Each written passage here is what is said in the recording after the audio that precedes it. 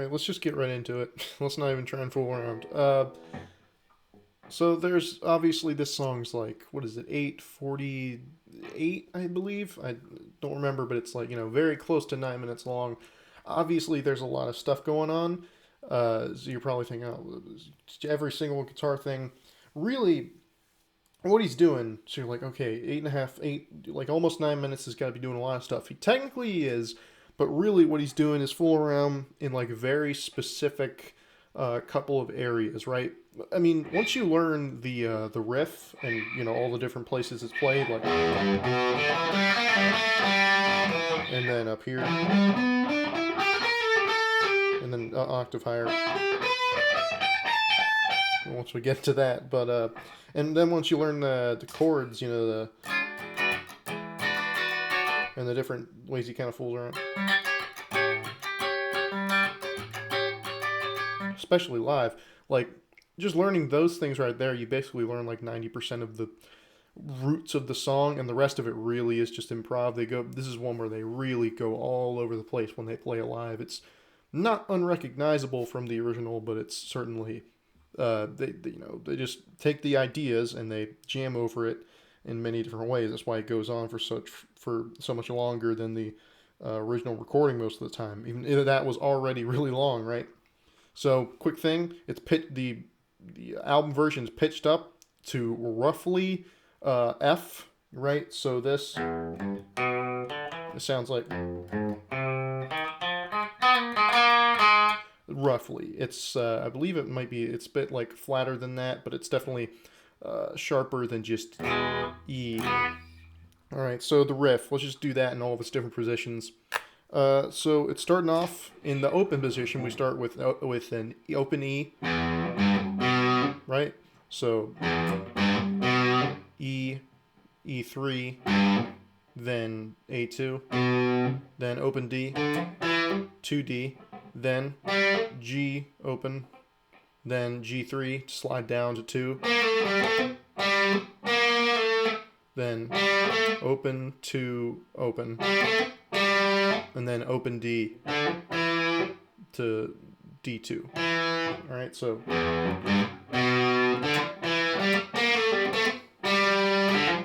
and that's basically the root of that's the basic riff, and then they just build on top of that slightly by playing a different positions, and adding this double stop in here. So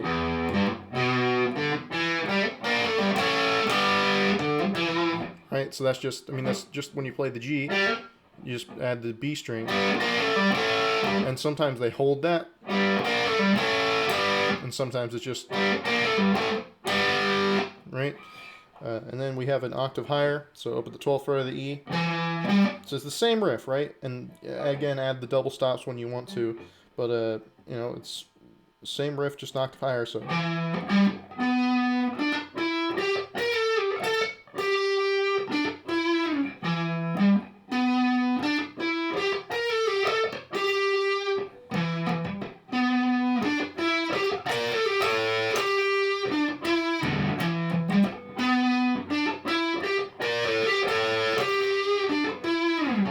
and sometimes he'll hold that double stop, especially while he's not playing, and he doesn't play he just holds that double stop while that. And the bass is doing the same riff basically, changed it up a little bit, but that's the riff, right? And I might as well, because these are the concrete parts that are on the original recording that you can definitely work off of. So these couple riffs are near the end. I know I'm skipping ahead, but before I get to the basic chords and areas that you can mess around in and improvise in, because most of the lead stuff is really out there. It's just really spur of the moment, what do you want to do at that moment. But there's two riffs at the end that you saw me play at the intro that I figured I'd cover, because again, these are the concrete things that you can pick at and play from the album version. So there's this cool riff here.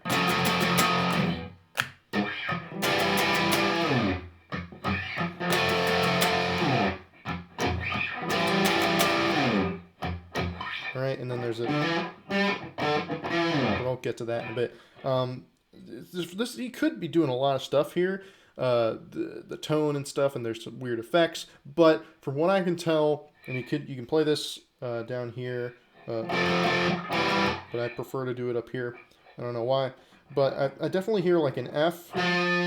All right, so 13 on the E, and then 12 on the A. I hear that A note. I hear that like that F major dyad, I believe it's called. And then he hits that like 1, 2, 3, 4, 5, and he just kind of slides down. So, right,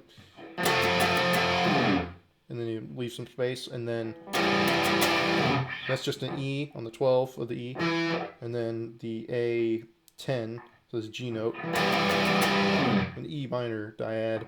Then he does the same thing, right? 1, 2, 3, 4, 5, and it slides down. So don't hit it. Don't hit those a sixth time. It's not going to be the end of the world, but I don't think is what he's doing. It just feels and sounds a little better to me if you just hit it 5 times and slide it down.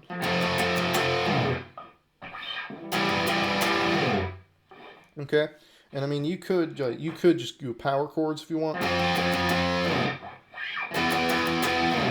You know, if you really want, or you know, you could even just do like a little like a fourth there, or you could, if you even wanted to, you could do that so that it's actually a F and E power chord, but just on those 2 strings, right? So.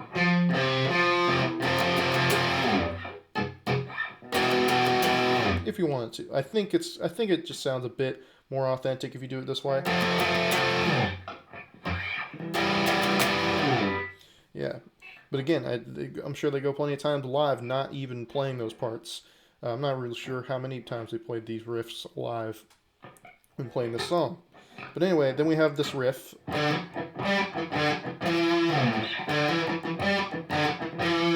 Alright, so that's just, this is like very staccato, you gotta get the feel right. So this is just hammer on, this is the 10 and 12 on the E and A. Then, right, so, alright. Make sure you mute those, right? And you can throw in those like ghost hits in there, like instead of just, you can throw in the, just to add to the vibe, you know? I'm not even sure if he's doing that on the album, but it definitely, it's hard to not do that, right, when you get into it. But yeah, it's just those, right? So when you hit that last note, just slide down. It just does that like X number of times.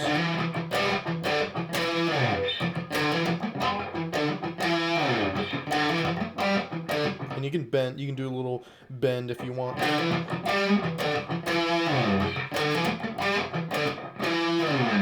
Stuff like that. And that's basically it. It's just kind of abruptly ends the album version. So I figured I'd do some chordage to show you the basic chords that he just kind of fools around with. Again, he throws all sorts of weird notes in there, does all sorts of little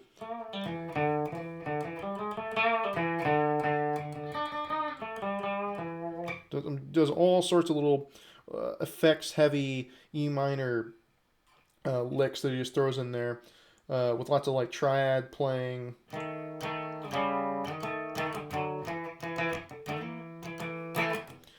Just sort of stuff like that with the wah and all that sort of effects just going crazy, right? But the basic chords that he really likes to play around with in the song is he does some sort of different stuff live. You see his fingering this kind of weird, but he's definitely, at least at some points in a lot of the live stuff I see him doing, is the chord he plays the most is this. And this is a very funk chord. It's very popular with funk music and all that, especially like in the 70s and stuff. All right, so that's what is that? That's 7 on the E, B, and G strings, and do that with your third finger. Just bar those, and then with your first finger you do the 6th fret of the D string. And then with your middle finger, you do the 7th fret of the E string, right? So you got.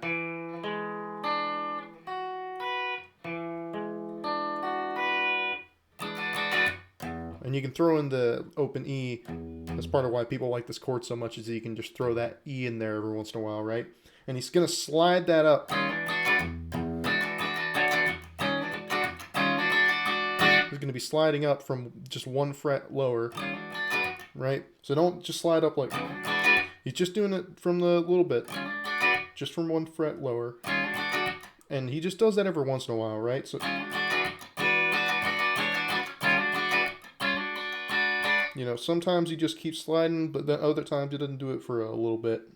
He just sort of vibes on this chord. And he adds this little thing.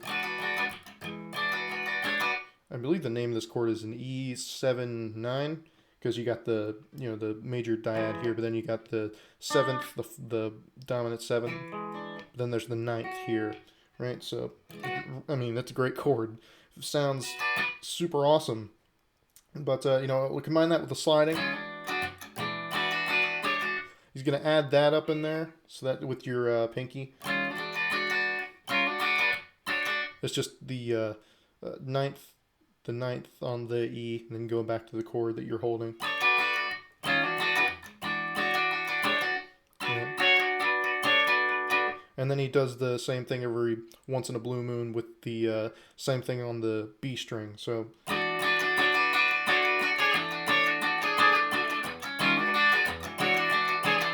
Alright, and I see him do this live, is he throws this little bit in here.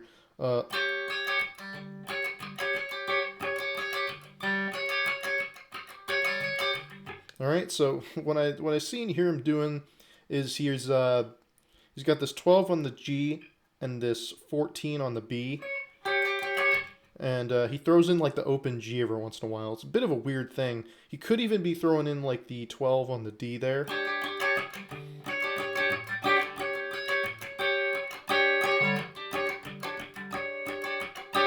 Alright, he could be doing this on the original recording, but it's hard to find a lot of the stuff that he's doing there when it comes to like specific stuff, right?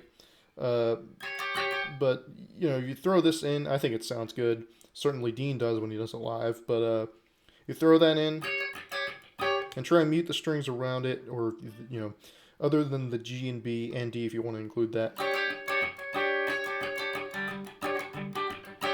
And then he does, I see him do this little lick in there. Again, this is very improvised, but, you know, playing around with the... So going from the B on the 14 to the 15, back to the 12, and then going back down real quick, the E minor. Right, so...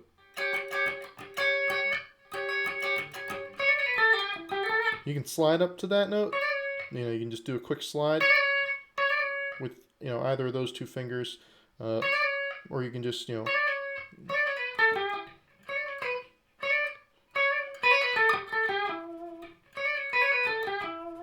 Right? Alright.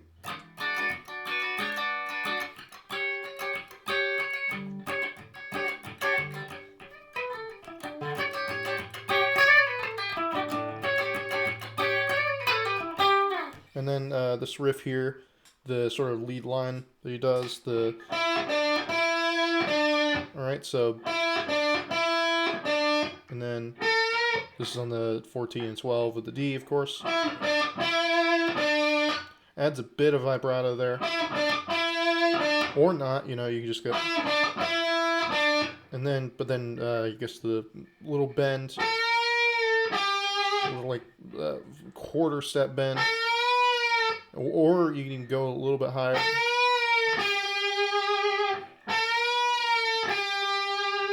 On the G there. And then it basically just does that again X number of times, where you can also go down to sort of match the melody. I sort of like to do that right on the A string, and then do a little, don't even pick that last one, just a little sort of I just sort of like to pull that off, right, and do the quick little bend on the 12, and then just sort of pull it off to the 10th, and then you do a little slow bend there. But that's basically it.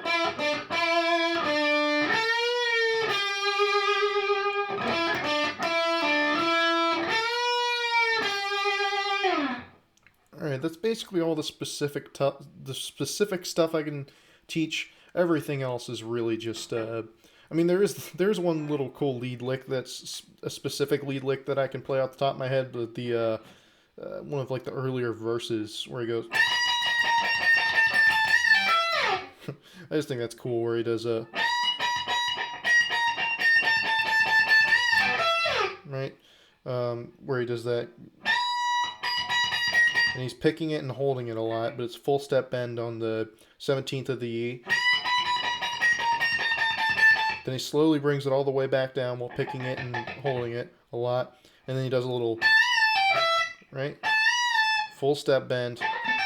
Or even like half step because it's a real quick one. And then just pulling back off. And then going on the B. And then sliding it back down real quick. Alright. Other than that, it's a lot of jammy stuff that you can do a whole lot of stuff with. He does everything in the book when he plays it live, so don't feel like you have to narrow it down to stuff. Just general sort of E minor, slow,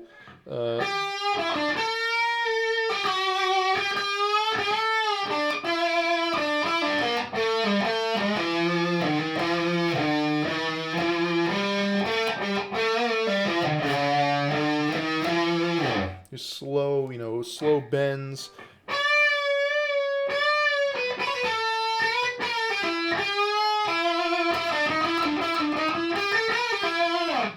All sorts of stuff like that. So yeah, if you were expecting like a note for note teaching of it, I mean, I think I got as close as you can get while still keeping the spirit of it. Because if you just sit there and go, well, at 8:42 he does this, whatever, like 6:14 he does this weird thing with the wah where he plays like. I mean, I think that's more important for certain songs than others, but not quite this one because it's really about the vibe and stuff. And again, when they play it live, I think that's the real thing, is when they go all over the place. And I think you should kind of do that too. But if you want to, there is a lot of cool stuff that to play on the original recording, like that stuff at the end I really like. And I like that stuff. Anyway, thanks for this request, Aimar Turrado, I believe. I'll put his name in the description either way, but I hope I pronounced that right. Thank you, dude. And I'll do more stuff very shortly from now. Thank you for watching.